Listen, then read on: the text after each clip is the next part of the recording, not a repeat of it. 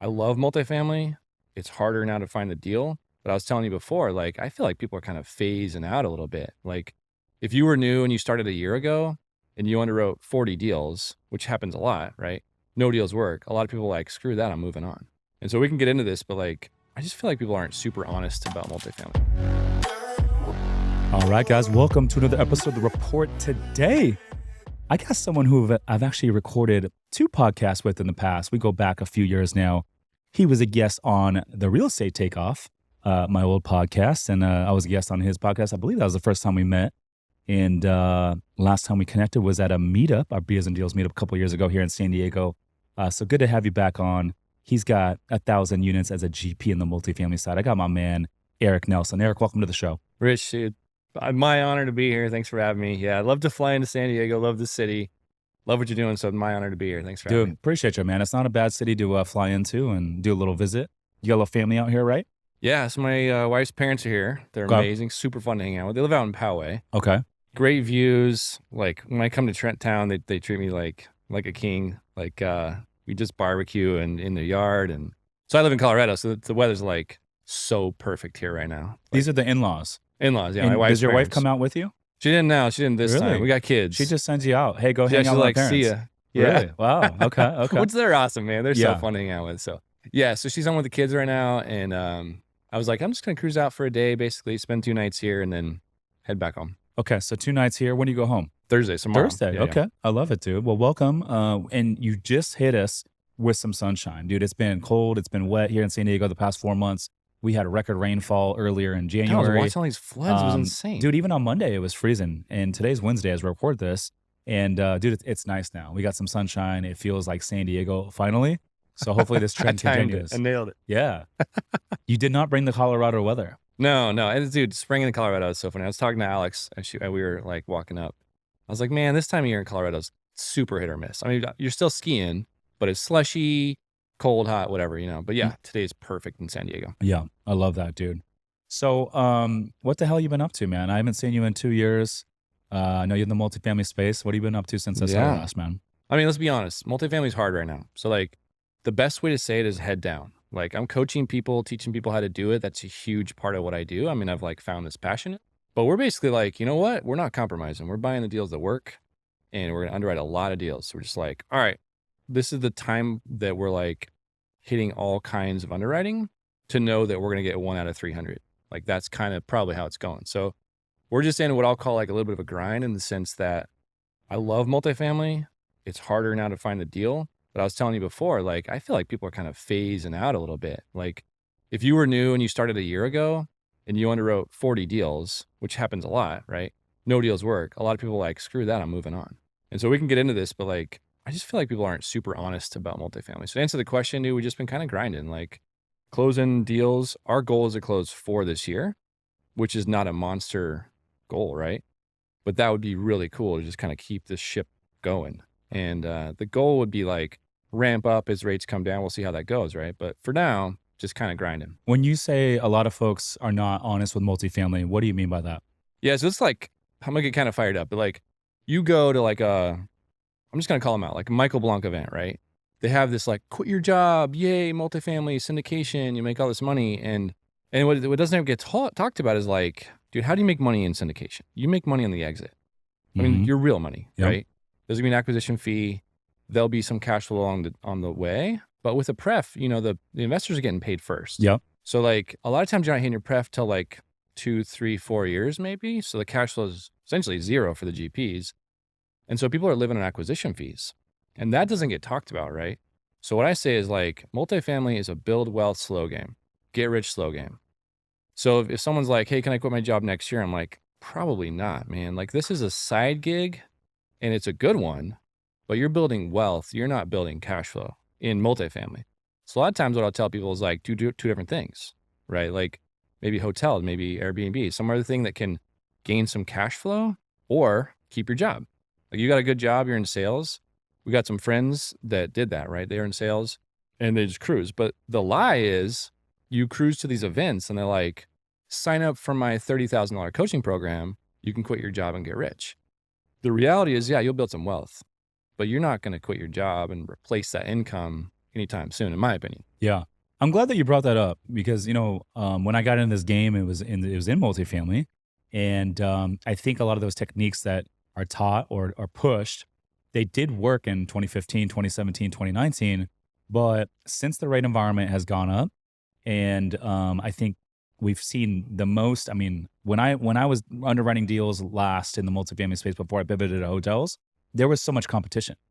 This is like 2021. I remember underwriting deals with my old partners, and any deal that was a good location and it had decent marketing, there would be 40 property tours and like 30 offers, It was and insane. it would I be know. multiple rounds, and then we get the best and final. And the pricing guidances wouldn't even make sense to us. And then we would like circle back to see what these things traded for a couple months later, and it'd be like millions over whatever the guidance was. And I'm like, what the hell are these people looking at? And so the competition has never been so high. And so, now the rate environment's up there and rent growth has slowed down in a lot of markets. And so I think what worked in 2015, 2017, when you could buy something in 15 and sell it 18 months later, 24 months later. Yeah, you Like, guys did that, right? We did that. Yeah. Yeah, we did that. And yeah, so yeah, that theoretically that worked. And you could quit your job. Like, hey, help me quit my job, right? Right. But you can't really bank on that in this environment. And maybe it will come back. I think, things always shift, and there will be another time in the market cycle to where it makes sense again. But I love that you said, it's weeding out a lot of the poor operators, a lot of the operators that are kind of 1 foot in, 1 foot out. Let me test it out. Let me see if it's for me. It's weeding a lot of those folks out.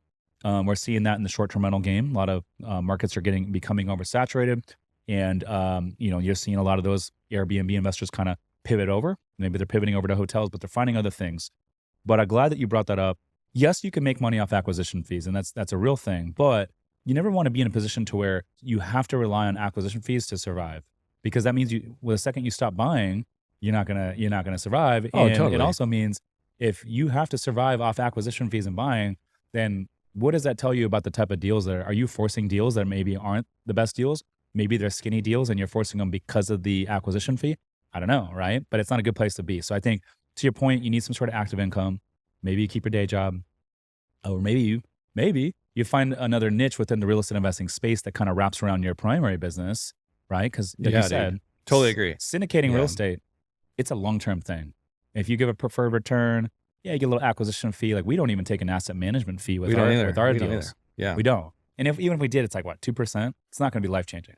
So we don't do that. It's a long game. And so until we refi these deals, pull some cash out, then that's when we're start making a little bit of money. But like, to your point, as a GP, the investors get paid first, right? Our investors in the fund, they get paid first every single year. And then on the back end, when we exit, and a lot of this stuff that we're buying is a 10-year projected hold period. So we're not going to have our big payday as a GP until 10 years. Yeah, goal I is mean, that's the reality, man. So I think, like, when you look at it like that, right? So I'm like a math guy, right? You start stacking these chips. You say, cool, all right, we bought 4. Like, our goal is to buy 4 this year. We bought 4 now. Let's say they're a 5-year hold. 5 years from now, we'll sell those 4. Let's just say theoretically, right? You do that over and over and over and over, and you start stacking. Sure, you're building this giant wealth, right? Like, your net worth's growing, but you're still like, you're not eating. You're not like, so you got to have some cash flow along the way. So totally agree. Is find some other like avenue to grab some cash flow, because you're exactly right. People become desperate for deals when they're living on acquisition fees. And all of a sudden they're like, yeah, it doesn't really work, but we'll make it work. Like, you hear that all the time. Like, new investors are like, okay, cool. The way you taught me to underwrite, this doesn't really work, but I think I can do it. I'm like, dude, no, that's not how it works. The math is, sure, underwriting is a guess, but if your underwriting says no, the answer is no. You just got to move on. You can't get caught up in that thing. So that's the challenge. If you have no other income, that could be really tough, because then you're desperate for deals. We're looking at a deal last week, A-class property, downtown Tulsa, great property, amazing property. And I talked to the broker, and he's like a friend of mine. He's like, yeah, man, they're underwater. He's like, he bought this 2 years ago, kind of that whole, they just really they fell in love with the property, and then they just haven't made the cash flow they thought they would, so they got offloaded. They're going to lose money on this deal. And that's not that uncommon right now, because you're right, especially if you bought in 2020, dude, rates have climbed so much that you're in this pinch, Yeah. So people are like semi-forced to sell, which I think there's some opportunity in this market. We kind of go into that as well. But like, for now, if you're listening, syndication is a get rich slow game. Yeah. Yeah. No, absolutely. Absolutely. And, I actually went out to Houston 5 months ago, Parker was with me and interviewed the apartment rockstar Robert Martinez. He just foreclosed on at the time he had just foreclosed. 50 This is back in million? October, $51 million Yeah. loan. And I think it was, the deal was like a 70 something $million deal. $17 million of investor equity gone. And he bought right before the rates went up on floating rate debt, bought a Class A deal. There was a time where everyone was like, well, the cap rates in multifamily for C class and B class were essentially the same as A class, Yeah. right? People were paying, like, we sold that 32 unit value add 1960s construction in a suburb of Indianapolis, and the buyer paid like a 3.7 cap rate. I remember, Because we dude, renovated yeah. 50% of the units and we're like, hey, we left some meat on the bone for you, dog. And he came in and I remember doing the math on the actuals and he paid like a 3.7 cap rate. I'm like, well, you can buy an A-class building in prime market for that same cap rate. So a lot of people were thinking, okay, well, let me just buy the A-class stuff. It's the same cap rate. Well, there's no value add. And then guess what? Rates go up. Rent growth is not going up anymore. And cap rates are starting to go up. And there's no room to add the value when you buy these types of assets. So with Robert, that deal went back. You know, it's funny, man. I'm gonna kind of nerd out here. Way back, I remember Grant Cardone came on you guys. He was on your show here too, I think. But I remember listening to the Takeoff and he came on and you guys talked about cap rates compressing. And I think people didn't quite understand what that meant. But now we're seeing what that meant. I remember a friend reached out who's buying a deal in Austin, and I'll never forget. It was like a C-, like it was tough. And I was like, go through the underwriting. I'm like, dude, you're buying this at like a 4.1 cap. Yeah. It's a C- deal in Austin. What's happening? He's like, oh man, it's 4% cash flow. People are going to love it. And that was happening a lot.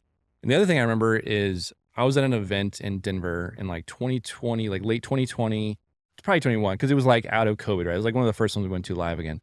And the lender on stage was like, we have this bridge debt. You guys should all be in it, right? It's 3.25, 2 years, amazing interest only. And like those two things were being talked about a lot. It was like buy in Austin, buy in Dallas at 3% and this floating rate or this bridge debt. People found themselves in a really tough position. But like the lender, like the guy was telling people to get that debt. I'm not saying he no one could have predicted, right? I did two deals with that debt. Freddie floaters, and it was attractive. It was cheap, and it had a 1% prepayment penalty.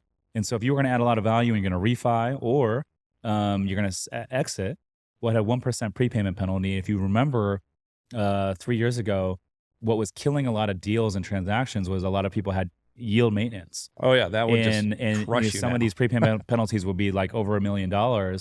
And so it just it killed a lot of deals. And so people are like, oh, I can get a 1% prepayment penalty and I can, double the value of this property through a value add business plan. Well, we did a couple of those loans and then our debt service with the lender required reserve basically almost quadrupled overnight. That's insane, and man. So we had to stop distributions for a quarter on both of these properties. Still own those properties, the Arbors Townhomes and the Timber Creek Apartments, both in Greensboro, North Carolina. But we communicated to the investors, hey, this is what's going on. The rates have gone up. Our debt service has almost quadrupled with the lender required reserve. We need to stop distributions for a little bit. But the good news was we bought those assets good at a good price, and we're able to achieve a lot of rent growth and a lot of NOI growth. And so with the Arbors, we refied into 5.5% fixed early 2023. And we were actually able to pull out $2 million on that deal. Oh, sweet. We returned $2 million back to the investor. Our equity raise for that deal was 4. So we returned exactly 50%. We got caught up on that missed distribution. And then the Timber Creek Apartments, we didn't pull money out, but we were able to do, we didn't have to put cash in. And we also refied in about 5.5 fixed, which is assumable. And even to today, that debt is attractive. Super attractive. You're underwriting multifamily deals. If you can assume 5.5 right now, that's with interest only, that's not too bad, right? I would take that. Yeah. So we're so the other thing too, this is cool to bring this up. Where are the deals right now? Right? Like, I think you have to get creative. And there's a ton of assumable debt out there. We've closed 3, and yeah, assuming debt sucks. Let's just call it what it is. It's a lot of work. But assuming debt? Yeah, assuming. I've never assumed a loan. Why is it challenging? I have this, I always ask the lender, why is this taking so long? Here's their answer. Is if you're assuming, so we're assuming a 4.25 right now as we speak. Wow, that's great. And yeah, it's awesome. But you're the bank is the new loans we're at 6.75. We're making more money. Yeah. you're in the back of the pile. Hmm. You're assuming this loan that's not making us really any money. In fact, it might be losing banks a little bit of money. You're like, we don't really care about you. We're just transferring you over. That's like paperwork nonsense for them, right? So you're just kind of the back of the road. And then there's all this stuff where it's the same process. They're qualifying you, but you're just slower. And then they're like, okay, you have to meet all the original requirements.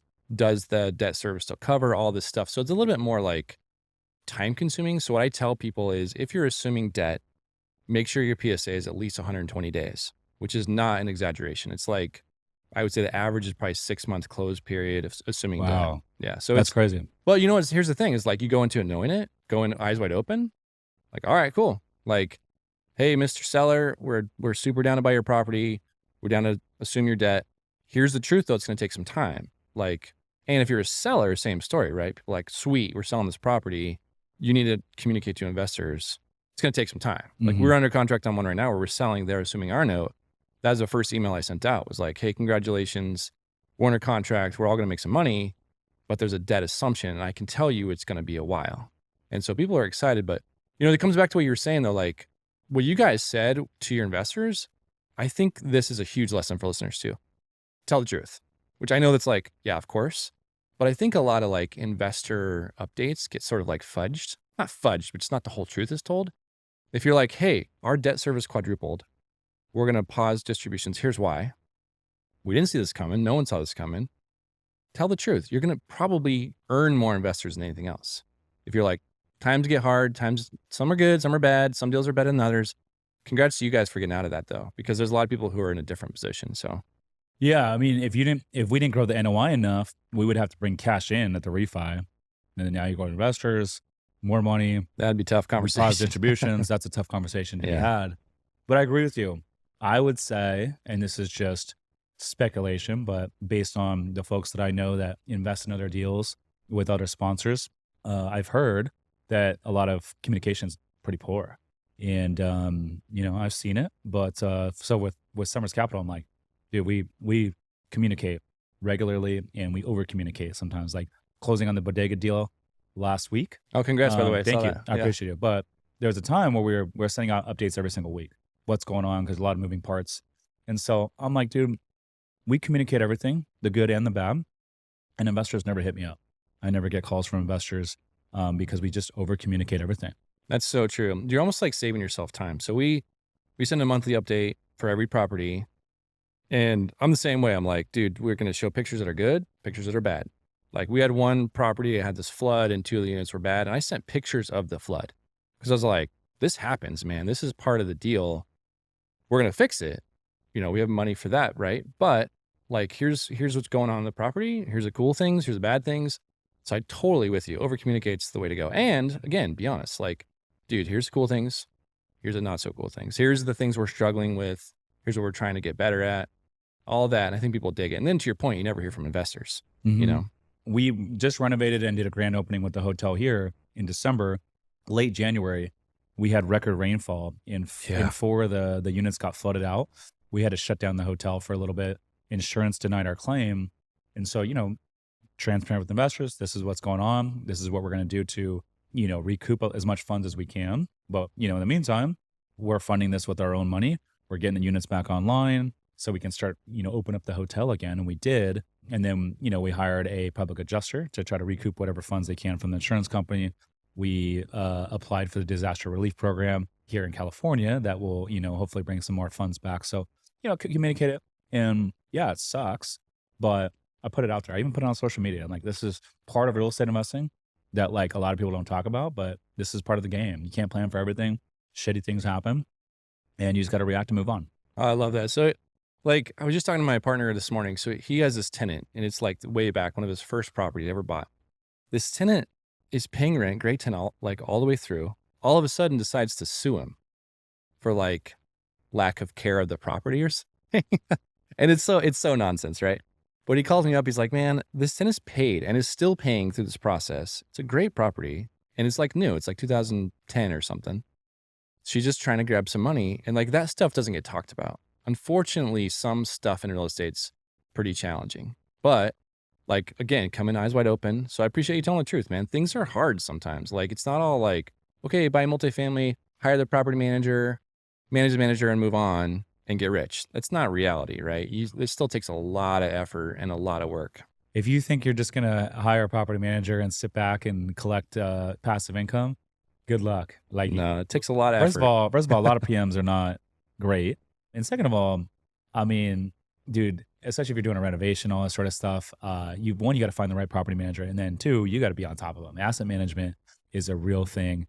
It's hands-on. You got to be making the decisions. You got to be on top of everything. And it's a whole relationship between the asset manager and the property manager. Oh, yeah. Right? You can't just expect to go in there and set all these crazy timelines and micromanage them. Like, you got to build a relationship. You got to make them respect you so they do the things that you want, create some sort of alignment of interest. It's almost like I'm an employee, right? Like not exactly, but it's kind of like this, like, all right, have some mutual respect. Like, this person's going to work on your property and they care about it usually, right? Like, take the time to, like, to your point, not be an asshole, you know? But asset management is hard, man. Watching the budget of where we projected versus where we are and those things, like, it takes a lot of effort. So I think a good asset manager is, super valuable. Same for a good PM. Like, property manager is super, super key. Yeah, no, absolutely. With real estate investing, asset protection and protecting yourself from personal liability is huge. The best way to address this is to correctly set up your LLCs and entity structure. For us at Summers Capital, we use Prime Corporate Services to set up, manage, and provide guidance for all of our entities, making it truly hands-off. If you want to learn more, visit primecorporateservices/Rich Summers to book a free call and receive a special podcast listener offer. Again, visit primecorporateservices.com/Rich Summers to book a free call. Now back to the show. So yeah, man, I don't know. I think with multifamily right now, I love the asset class and I still own multifamily. I want to buy more, but right now just kind of doing the hotel stuff for now as I see this as the opportunity. And like all market cycles, like all asset classes, things shift. And I believe in 2 or 3 years, I think boutique hotels will be oversaturated. I think there's going to be a time where all these Airbnb investors kind of figure it out. And then there's going to be all these people chasing the boutique hotels. And that's where I'll probably pivot back to multifamily if it's the right asset class and the right opportune time. So I don't know, we'll see. But for now, I'm like, we're going this direction. But I love multifamily because I'm like, it's evergreen. There's never going to be a replacement for two things: a place for people to sleep and a place for people to store their belongings. That's never going to go anywhere. So I think from a risk-adjusted return basis, multifamily is the safest asset class out there. You could argue that it might be the most recession resilient as long as you're buying right. Yeah, so that's funny. The key component. Well, a couple of things I want to say to that. First of all, I remember I heard you on a podcast. I don't know if it was this one or a different one, but I heard you say, like, you don't really love the 5-year goal thing. Like, you prefer, like, let's focus on this year. Yeah. Because you got to pivot sometimes, right? Like, even though I'm full in on multifamily, like, I think that's my lane. I try and avoid shiny object. I think there is a time and a place where you're like, all right, multifamily is super hard. I live in San Diego. I got all this skills and knowledge to, like, pivot to this hotel space or whatever you're going to do, and keep it short term, where, like, you might say, cool, now 2 years from now, I might swing back to that, right? Yeah. Or whatever. But I just love that. And the other thing too is, like, I would say I had a guest, his name's Jacob, on my podcast out of Denver. They own like 6,000 self-storage units. And I was asking him about it. Similar stories, like one of the best guests ever, because he was like, dude, self-storage is really, really hard. Like, really hard. It's harder than multifamily. I was like, oh man, because I have this, like, it seems like it's easier. Like, evictions are easier. People never move, all that stuff. He's like, yeah, but it's just way, way different. Like, he said, people come to a self-storage facility and they're usually like bumming. They're like, this sucks to be here. I'm storing my crap and I'm paying these guys. He's like, people don't feel that way about multifamily, especially hotels. So this is awesome. Like, if you think about the mentality of owning those things and running those things, he's like, it's actually way easier to run those things. Cool thing about a hotel space is even more fun. Like, people who are coming to a boutique hotel are like super excited. So if your staff, I mean, it's hard, it's hospitality, but they're usually in a great mood, right? So there is some mentality behind some of this stuff too, that we don't. There's more variables. Yeah, for sure. Self-storage, there's not a lot of like levers and variables, and their expense ratios are very low. I don't know too much about it, but I know a lot of money can be made in self-storage, and same with these other asset classes. I mean, I think even in office space, there's opportunities right now, even though it's struggling, but with struggling asset classes comes discounts and comes opportunities. And, I think the one thing I love about real estate investing, dude, is there's 250 ways that you can make money. No you doubt. know? And it's like, it's so funny. Like you say that, but that's not an exaggeration. Like, I It's feel like not. sometimes I hear new stuff. I'm like, I didn't even know you could do that. I didn't know you could make money. Of course, there's like debt and all those things too, Yeah. but there's a million ways to make money in real estate. So yeah, great way to build some wealth, man. Yeah. And I think to that point though, because there's 250 ways to make money in real estate, I think that stops a lot of people because they're like, there's too many decisions to be made and they don't know which path to go down. Yeah, I mean, it's like anything, right? It's like analysis paralysis, which I kind of hate that phrase, but it's super true. It's like, oh, I can make money doing this. Oh, maybe I'll try that. When that gets hard, I'll try this other thing. Like, I think sometimes it's like the consistency. It's like anything. I mean, like, I think health is the easiest analogy. Like, go to the gym, right? Yeah. You go to the gym once, you hear people talk about this, no change. Go to the gym twice, no change. Go to the gym 10 times, maybe you're going to be sore, Yeah. right? Go to the gym 100 times, then you're starting to see some gains, right? It's similar with real estate. All right, pick your lane. Find someone who's done it before you, by the way. Like, find a freaking mentor. If you're listening to this, it's a little bit self-serving because I coach people. Find someone who's done what you've done and pay them, or offer some serious value, not just like, hey, can I shadow you? Like, that's super annoying. For someone like you, if someone asks that, you're like, nah, no thanks, man. It's actually a pain, but if they're like, dude, I'll come to your hotel and I will paint 5 rooms for you if I can just like listen to what you're saying while you're in there, something like that. Even better, if you got the money, pay someone to do it. Pay someone who's doing what you're doing, and then put in the freaking reps. Do the time. It's like the gym. Do it 100 times. Underwrite 100 deals, dude. It's just the way it is. I agree with you there. I think you're either going to pay with your time or your money, but either way, you're gonna pay with some money. Because you're gonna make mistakes. You're gonna make right? mistakes, and that costs money. Yeah. But if you really want to shortcut your path from point A to point B, I think paying for mentorship, getting around the folks, and this works for anything, not just apartments, not just boutique hotels, like literally anything within business or real estate or even becoming an athlete. Find someone that's done it, and it's done at a high level. Pay them, and you're going to shortcut your path from point A to point B. It's the path of least resistance, if you would. No doubt, man. It's like your mastermind, right? Yeah. Like, people cruising, if they want to know boutique hotels, get Enrich's mastermind. Just like join it. It's worth whatever. I don't even know what you're charging. I'm pitching it because that is a mastermind, super, super valuable. Be in a room of people. Be in a room of people who are doing it with you. And you're like, hey man, are you struggling with underwriting? Yeah, me too. Hey, you struggling to raise capital? Yeah, me too.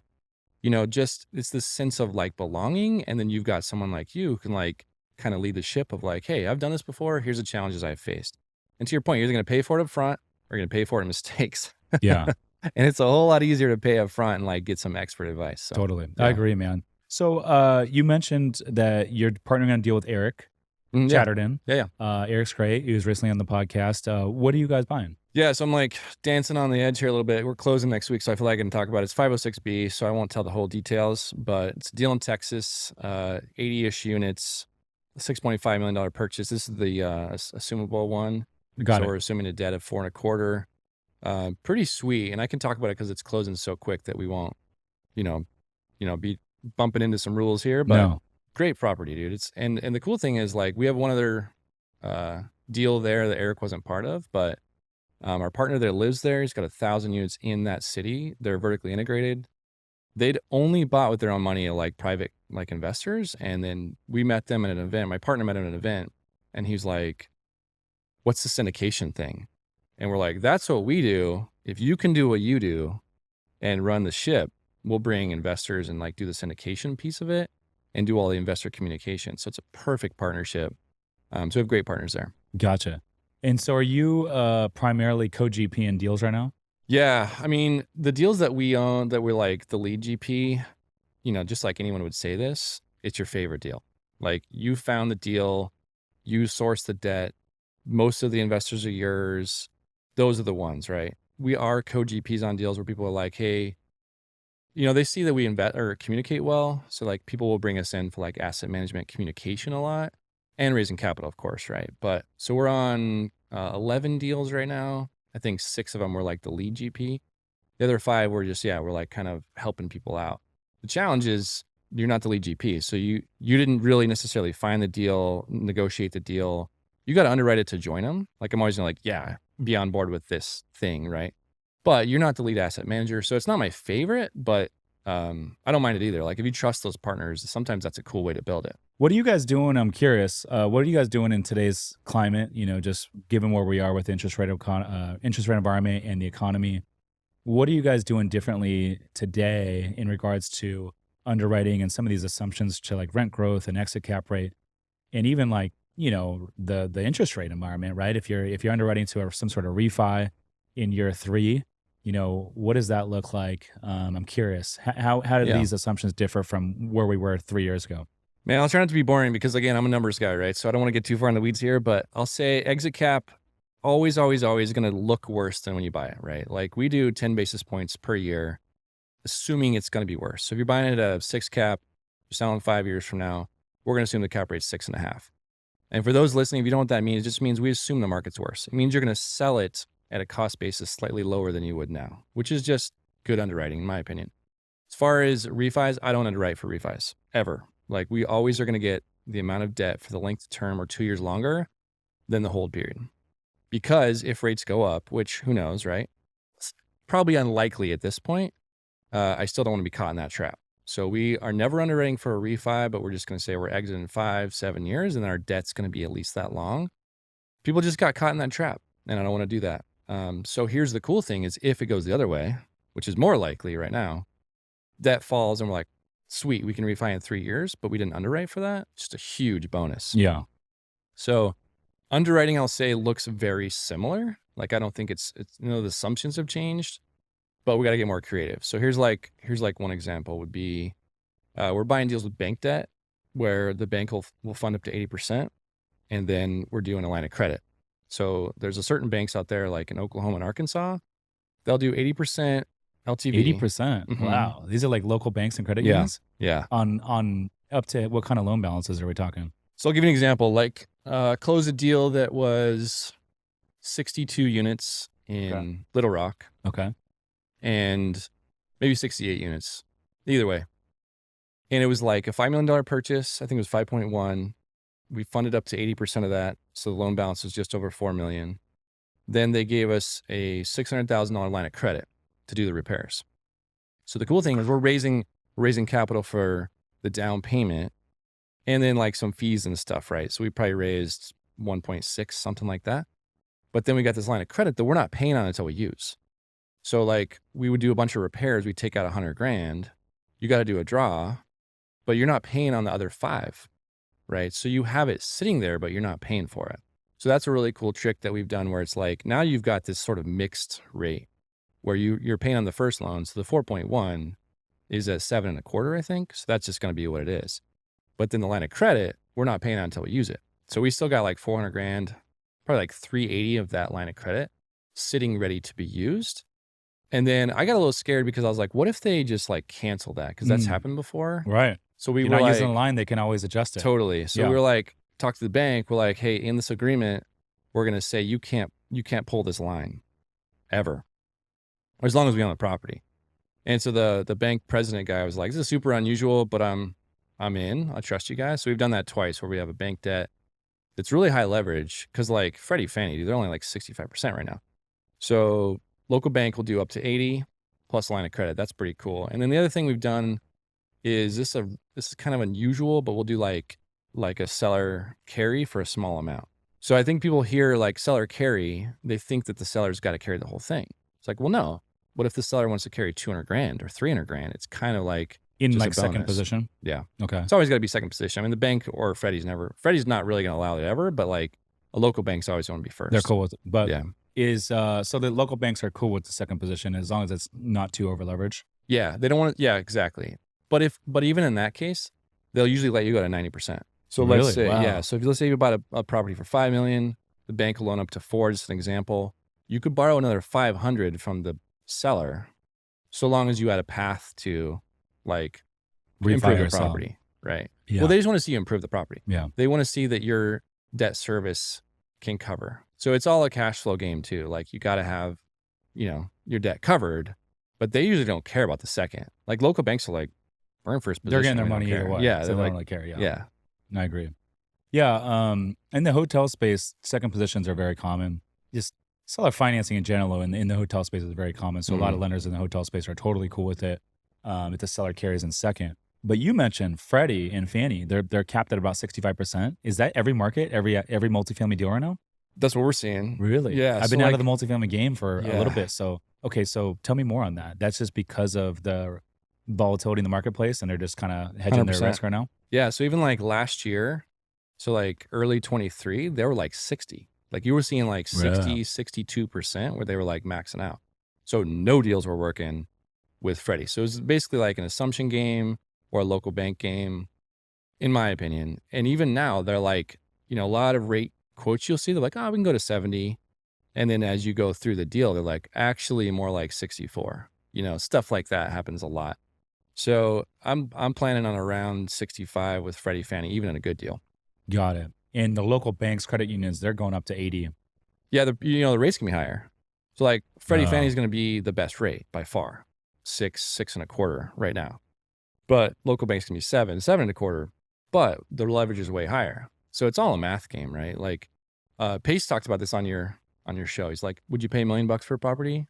No. But what if you only had to pay $1 a month for a right. million months? Like that's an extreme example, but it's kind of that thing is like, all right, we're going to pay a higher rate, but we got more leverage. And if we got a line of credit above that, we don't have to raise as much. Investor money is the most expensive money, which also doesn't get talked about, right? Yeah, it is. I mean, Like, if you're doing, I mean, we always underwrite to investor returns, right? So, and what investors want traditionally 15 to 20% average annualized return. Well, what's your cost of capital? 15 to 20%. And the deal does well, and you end up paying them 23, 24%. That's your cost of capital. yeah, which is Debt, great for them, but debt with the rate yeah, environment. I mean, even if you're paying 10 or 12% on a freaking bridge loan, that's still half the cost, yeah. It's interesting. Like I don't think about that, right? So like private money right now is like 12%. Just did a small deal with private money. Closed the deal. It was awesome. Like there was no fees, nothing. It was just 12%. And people were like, what? 12%? That's insane. I'm like, that's a whole lot cheaper than an investor who wants 20%, right? So if we can do it with private capital, yeah, 12% is what it is. But if the cash flow is a cash flow, it's all a math game. Yeah. No, that's true, man. That's Mhm. true. As a busy real estate investor or entrepreneur, time is money and first impression is everything. Every day to make it easy on myself, I wear Built Basics clothing. Whether you're a girl or guy looking for workout gear, joggers, shirts, button-downs, hats, or shoes, Built's got you covered. Super comfortable, tight in all the right places to make you look fresh and clean all the time. Visit BuiltBasics.com and use promo code SUMMERS20 to receive 20% off of your order. Again, that's BuiltBasics.com. That's BYLT Basics.com. Use promo code SUMMERS20 to receive 20% off of your order. Now back to the show. I was talking to someone out in Orlando recently, and I was out there for a speaking engagement, and he has a private debt fund, and he solely targets IRAs, 401ks. He just has 10% compounding return. Money's tied up for 4 years. After 4 years, it's liquid. You can pull it as much as you want, and he just raises from like $200,000 to $300,000 individual investors who have 401ks, IRAs from old employers that they want to roll over. And he's like a $75 million fund. I was doing a lot of research on it today. There's like $38 trillion in retirement accounts in America today. And That's a so lot it's of money. yeah. And the average annualized return of 401ks over the last 5 years is actually 4.7. Oh my And gosh. so if you can show someone 10% compounding and what that does over a 15, 20-year time horizon, that's a lot of money. And then you can take that money and go fund your own deals. And now instead of paying 15, 20% to investor, you're just paying 10%. Yeah, I know a guy who does this too out of Dallas. And a lot of GoBundance guys invest with them actually. And which is a mastermind if you're listening. It's a great mastermind. But people will invest and it's like semi-liquid. So he says it takes about a month to get your capital back. So if you want, you can pull it out. That's like his pitch. But these are retirement accounts. Most people probably just Probably let don't, it roll, right? right? Yeah, exactly. Especially Where else are you self-directed gonna IRA. get that? Yeah, exactly. So it's like 9-10%, something like that. I don't think it's compounding. I'm not sure exactly how his works, but like, yeah, it's a guaranteed 10%. And then like, that's what he's doing. He's taking that money, he's going to do his own deals and he's making significantly more because here's the thing about a syndication or like raising in capital for investors is we only own 20 or 30% of the deal as a GP, right? The investors own the whole other portion of it. So if you got this fund that you can pull and technically you're the only owner, like your group's the only owner, you're going to do way better than 10%, right? So it's really, really smart for sure. Yeah. So I don't know, man. I'm like looking into this stuff. I'm like, well, maybe that's a potential fund in the future until we would just solely target IRAs, 401ks, all the retirement money out there. I think with, all the baby boomers retiring and all that, I think there's a big play there. So we'll see. But I thought that was unique and interesting. And I was actually talking to Ryan Pineda last week, and he's doing the same thing right now. He's Oh, raising interesting. That's cool. he's raising under Pineda Capital for something very similar to where they're targeting IRAs and 401ks. And so I think this is going to be a big thing that I haven't heard a lot of people talk about. It's funny, like even in the last couple of years, and maybe it's just because I'm in the space, but you do hear more and more and more like people closing on a retirement and they're like interested in these other assets. So I would say even like 4 years ago, real estate was like considered like an alternative asset, right? Or asset class, especially compared to the market. But now I think people are like, oh, I can roll some of my retirement funds into this other thing. That's pretty crazy. Like people I never thought would invest are like, oh yeah, well now I would like to move some money over to real estate. So it's getting Yeah. pretty exciting. It's like, hey, you can actually be a partner on some of these large commercial buildings using your retirement account. Did you know that? Most of them like, had no idea, no clue. How does that work? Oh, it's actually pretty simple. Yeah. I would say 30% of our investors in our fund, our hotel fund, are invested through their self-directed IRAs. It's funny, like we have like a friend that does self-directed IRAs, and I send her an email, I would say at least twice a week of an introduction. Be like, hey, can you set this person up with a self-directed IRA? Because it's so, so, so powerful, man. Yeah, like we're getting more and more people be like, how do I get retirement funds in here? So it's nice to just have somebody where I'm like, can you help them get their retirement funds over? And then like, let's get in our deal. If our deal doesn't work, here's the other thing about real estate is like, there's so much to go around, man. Like, that's why I love stuff like this. Like you are sharing all of your tips. Like you're sharing all of your pathway. Why?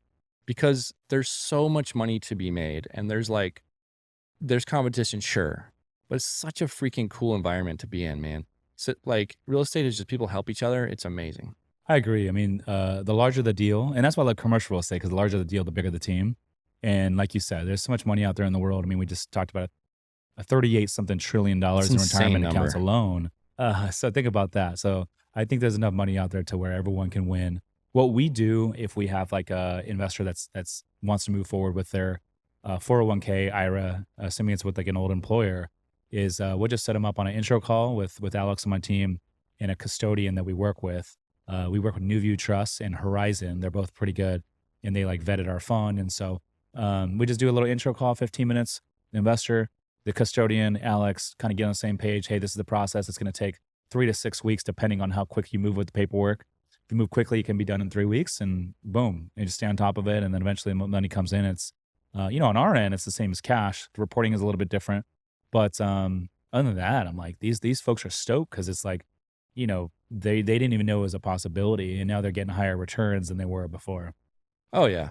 I think the one thing to know is like there's a handful of rules, right? Like I don't want to be like the rule guy on this, but you can't typically invest in like the one thing that gets me is like my uncle or my dad or something. Like you're not really supposed to invest in your own deal. Your own deal or like your son's deal or whatever. There's actually ways around that too. Like if your lawyer will write a letter. You can't invest in your own your family member's deal? Yeah. Really? You're not supposed to. But there's a lot of like gray area there. So like if a lawyer writes a letter, like if your lawyer on your deal writes a letter saying, I approve this, it can be done. Like that's what we just had. I'm like, I don't understand this, but I'm down. So I think there's a handful of rules. The other thing is like depreciation is a little different, but yeah, I mean, but here's the thing. It's like it's stuck in a retirement account, right? So to your point, you just said 4% is what the... Yeah, it was like 4 point. I was just looking into it this morning. The average annualized return for all 401ks under Fidelity over the last 5 years was about 4.6%. Average fees was almost a point. It was like 0.86. Which I think people forget there's points, right? So like if you can't beat 4.5%, let's just call it even 5% a good scenario. If you can't beat that in your fund, like something's gone wrong, like probably out of your control even, but like that's why it's so cool. Cool. I can get 15% in Rich's fund. That's a whole lot better than 5, man. So yeah, I really enjoy like finding the routes to help people get wealthier for none of their own work. That's like the coolest part about what we're doing, right? You mentioned you guys you're doing a 506B right now. Do you mess with the C's at all or just solely 506B? We don't like the deals we run, but there is now a new rule where you can close the B and open a C on the same deal. And so we're talking about doing that on a couple deals because it'd be kind of cool to advertise, right? We did that with our fund. We started the fund as a B. We bought a couple assets as a B, and then we switched it over to a C. How'd it go?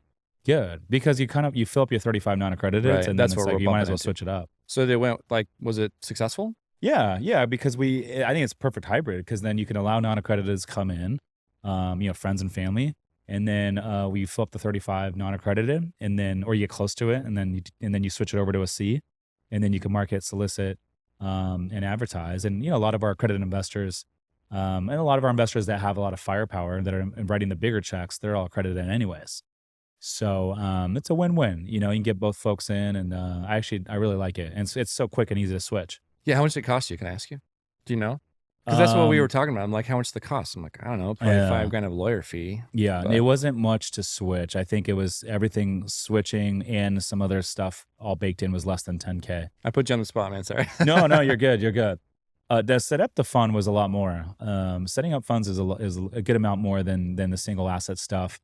But also, we started using Bethany LaFlamme probably like 6 months ago as our SEC attorney.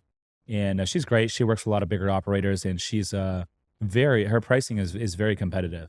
Prior to this, we were using another group, and they're great, but dude, not cheap at all. Yeah, Expensive. it's funny. Like, there's a huge discrepancy. I'll just call it out. A lawyer charges $12,000 for a syndication. 12K. Yeah, That's great. yes. Like, Yeah. he's a great guy. He's like a friend of mine. But Bethany that's, charges 20K for a single asset, 30K for a fund. and I think the going rate's like 25 for a single asset, something like that, right? So she's still on the cheap side. But it's also like we help him with the work. Like, we kind of fill out, like, some of this stuff is sort of templated, right? So we'll kind of do that stuff for him. He likes it, but it's expensive. I mean, it's just a reality, right? Like, it costs money. And so it's funny when you look at the capital stack and you go into like underwriting, it's like, okay, you're buying a $5 million asset, the debt's at 4. The first thing you think is like, okay, I need to raise $1 million for the down payment. It's like, well, no, there's a lot of fees and a lot of other stuff you got to raise for, right? So that's just the reality of real estate. So in underwriting, you got to make sure you got all that stuff baked in. Yeah, no, absolutely. A lot of stuff that goes into it. Due diligence costs, legal fees.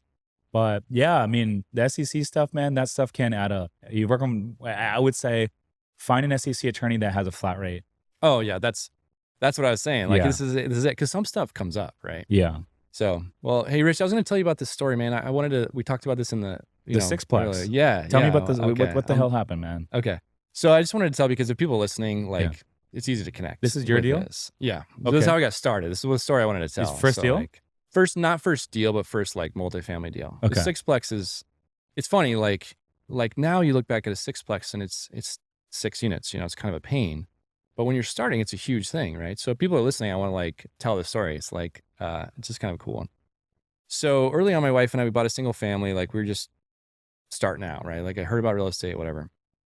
So our son was just born. So I would just walk the streets and just like every for rent sign I saw and every for sale sign I saw, I would call.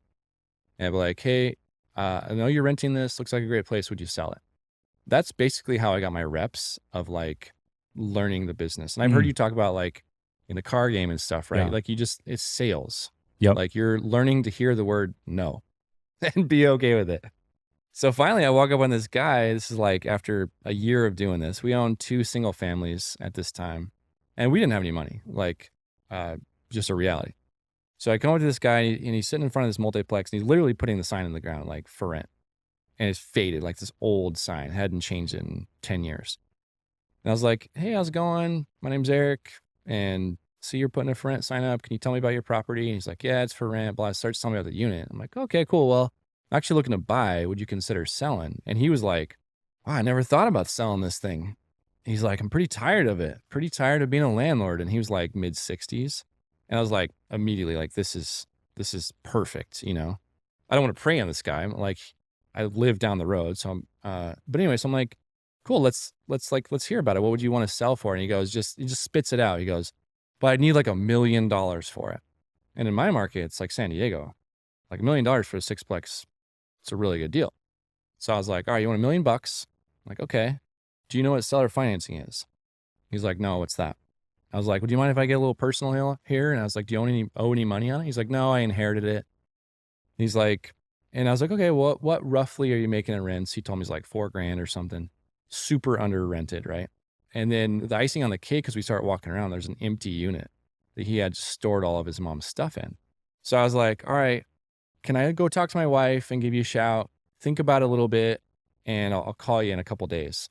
And so I call him back. I'm like, okay, I'll pay you $1 million if you would consider this owner financing thing. He's like, okay. I was like, I can put 30 grand down. Can you carry the rest? He's like, sure. Sounds great. But here's why. It's because I told him, I'm like, dude, your payment's going to be more than you're making in the rents now. And he was like, what? I'm like, yeah, your payment will go up and you don't have to do anything. And if I default, if I don't make my payments, you get your property back and it's probably in better condition than when you sold it to me because I'm going to put some money into it. And so he's like, sweet, let's do it. Sign me up.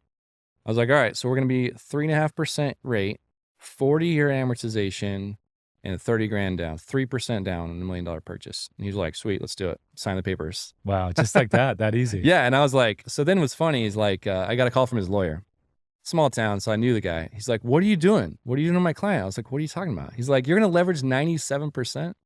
I'm like, yeah, man, it's a dangerous situation, but we both know it's worth more than $1 million, right?